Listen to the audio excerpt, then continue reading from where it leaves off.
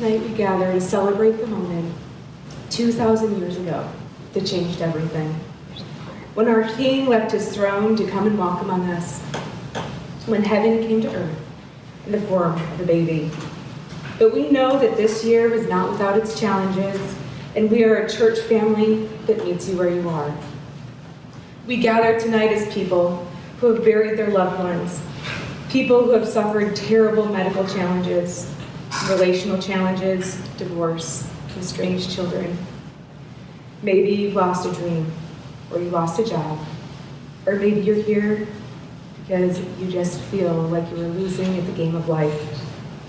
The purpose of Blue Christmas is to help you navigate the season despite your broken heart, and our hope tonight is to celebrate the newborn King who ushered in a new kind of kingdom, a kingdom of hope, joy, peace, and love, while honoring the difficult season you're in.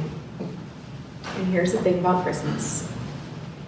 There is so much pressure to show up with a smile. And there's so much pressure to put on a happy face, and that makes the season even that much more difficult. Many years ago, I lost my grandfather just before Christmas, and he was the patriarch of the family.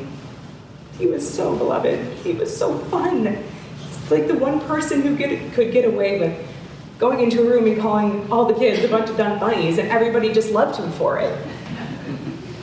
And here it is right before Christmas, and people wanted to celebrate. There were parties I wanted to go to, but going meant having to show up sad. And I didn't know if I was up for it. And maybe that's what you are wondering too. Can I show up sad to a Christmas service, to a birthday party for Jesus? Maybe you are even wondering if you could show up here tonight. But from that very first Christmas, the message to the world, to the shepherds, to the magi, to you and to me, is this: come as you are. Come and see, and we're glad you're here. The story of Christmas is God comes as a gift to us. He enters into our world and he meets us on our terms and on our turf, no matter where we are.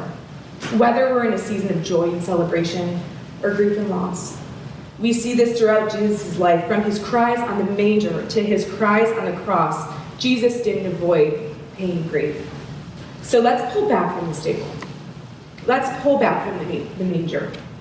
Let's pull back from the silent night and zero in on a time when Jesus met someone in their pain. We're reading tonight from the Gospel of John, which is an interesting choice since it does not include the birth narrative at all. Yet it has much to say to us at Christmas and how transformative and life-altering this baby's life is to be. If you want to follow along in your pew Bible, it's on page 1668. John chapter 11. In John chapter 11, we have three siblings: Mary, Martha, and Lazarus. They were best friends and followers of Jesus. And one day, Mary and Martha sent word to Jesus that Lazarus, one of his closest friends, was about to die. They asked him to come because they had seen him do so much, and they knew he could save their brother, and they were best friends. Of course he's going to come. But Jesus didn't go.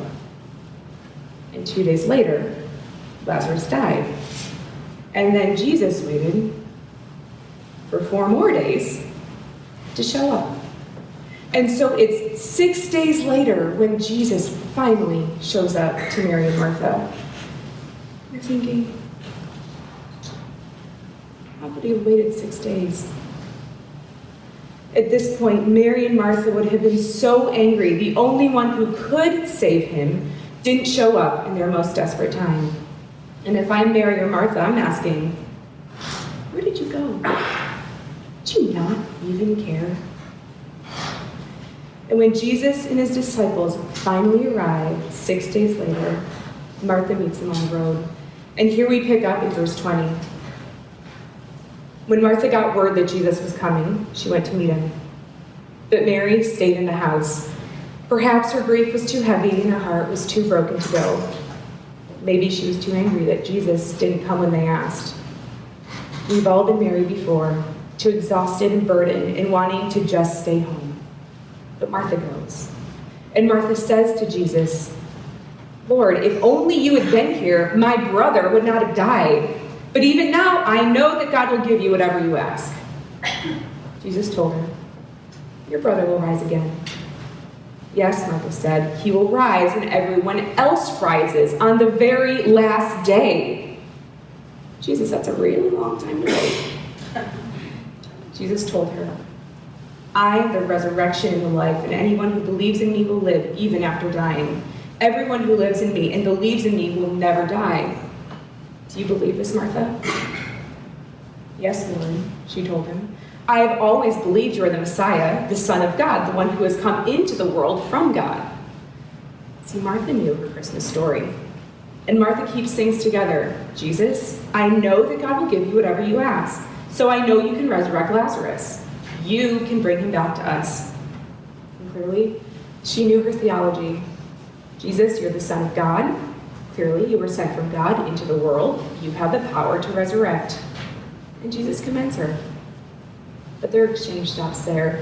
So then Martha goes and gets Mary, who's grieving in her own way, and she drags her out of the house, and she brings her to Jesus. And Mary's reaction is a little different, though her words are exactly the same as her sister's. Mary falls at Jesus' feet in grief and says, "Lord, if you had been here, my brother would still be here."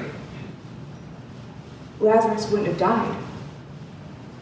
And when Jesus saw her weeping, the Jews who had come along with her also weeping, he was deeply moved in spirit and troubled. See, Jesus is moved by Mary's pain. She doesn't cover it up. She just shows up to Jesus and brings her whole grieving self with her. And all around her are their crying friends, and the grief is so deep, we can almost feel the heaviness of it all. Even 2,000 years later, many thousands of miles away. Because maybe you had the same conversation with Jesus. "Jesus, why? This pain is too deep because you didn't come through for me." And then Jesus does something strange, and he asks to go see the tomb. See, it's not just Martha's right theology, but he empathized with Mary's pain, and that's what moves Jesus to the tomb. And when he gets there, he just sits outside that tomb. And then Jesus turns to his friends, and he does not say to them, "Mary and Martha, at least Lazarus is in a better place." He does not say to them, "Lazarus is in heaven. You should be happy." And he certainly does not say to them, "It must have been God's plan." No, Jesus doesn't say any of that because he had the wisdom to know that even if something is true, it doesn't mean it's helpful. Has anyone ever offered you any words to try to make the pain go away? Then you know. More often than not, words to hurry us out of our sadness make us feel misunderstood and unseen. Of all people, Jesus knew how the story was going to end. Of all people, Jesus had license to say, "Don't worry, it'll be all right." But Jesus didn't offer words to make them feel better. Here's what Jesus does. He sits beside his friends and he cries. John 11:35 tells us, Jesus wept. And so God, who calls himself the Word, who was there at the beginning where he spoke all things into being, sits beside you, his beloved, and he has no words. Instead, he cries with us because our brokenness breaks the heart of God. You might be wondering, so since Jesus is God, and he knows how the story ends, why is he crying? He was not crying because Lazarus died. See, the original Greek word for wept is dekruo, and it means to cry with outrage. These are hot and angry tears. Do you know the ones I'm talking about? These are the ones you cry with life in our hearts. feels shattered. He's crying angry tears here because his friends have to experience grieving. He's crying over the fall. He's sitting in the tension of knowing how good it was supposed to be and how far creation has fallen. Here, Jesus cries in silent rage for our brokenness because he knew that we would have to experience death and the ramifications of sin. 2,000 years ago, God came to earth and cried over your broken marriage outside Lazarus' tomb. He cried when your loved one died. He cried for when your job would let you go without any regard for you or your family. He cried for the time you'd be betrayed, and he cried for the time when the doctors were going to say, I'm sorry, there's nothing else we can do. But this is exactly why Jesus came to earth and why we celebrate Christmas. Because he was so grieved by our brokenness that he came to redeem us far as the curse is found. The King of Kings, the Lord of Lords, the commander of angel armies, the Alpha, the Omega, the bread of life, the good Father came to earth to become the man of sorrows. And outside Lazarus' tomb, he wept for the pain that did happen. He wept for all the pain that was happening, and he wept for the pain that was going to happen. And this means he cried for your individual pain and for my individual pain here, miles and millennia away. At Christmas, Jesus parachuted in behind enemy lines and put boots on the ground and went to war against divorce and loneliness and death and betrayal and shame. He came at Christmas to rescue us and bring us home. Because Jesus mourns with those who mourn, and he still mourns with those who mourn. This became real for me after a miscarriage. The pain was so deep, and as I cried, I thought I wanted an explanation why. But God knew. An explanation isn't what would restore my heart, because here is an explanation for all our pain. We live in broken bodies and a broken world. See? Explanation isn't always helpful. Through this very passage on my living room floor, God revealed to me that sometimes he doesn't speak because he's giving us permission to grieve and a time to rest in his presence as he calls us close to him. But through this passage, Jesus models to us two things that are therapeutic in our grief. They're simple, but fair warning, they are not easy. The first one is gathering. Jesus gathered with the family and friends and just sat with them. We can't come to complete healing alone. Gathering in community is so important when it comes to our healing. That's why Jesus says, "Blessed are those who mourn, for they shall be comforted." One of the gifts God gives us is community, and it's one of the ways we find healing as well. And so, we do the brave work of gathering, which is exactly what you all chose to do tonight. See? Simple, but not easy. In this account, Jesus also shows us the second thing that's helpful: tears. There's a reason why God put tears on our face and sweat glands in our armpits. Our tears allow us to connect, and emotions are the currency of relationships. As we gather and allow our tears to flow, we signal to others that yes, we're hurting. But we also give them permission to cry as well.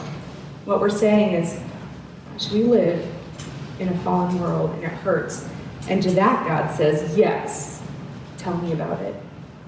Calling it what it is its own act of worship. But maybe you're at a place where you just want those tears to dry up. Well, the only way out is through. If I want a bucket of water to dry up, I can't put a lid on it and pretend it's not there. I need to pour the water out. That's the fastest way to dry up the water. This is true of our tears as well. If I want the tears to dry up, I have to let them out. I have to cry out my bucket of tears. But see, allowing our grief to flow is countercultural. We work hard to craft an image, whether it's with our neighbors, friends, or family, or how we look put together on Sunday morning or on social media. And our picture-perfect society that holds strength and power up is the ultimate idol, allowing the waves of grief to wash over us and stop us in our tracks is subversive.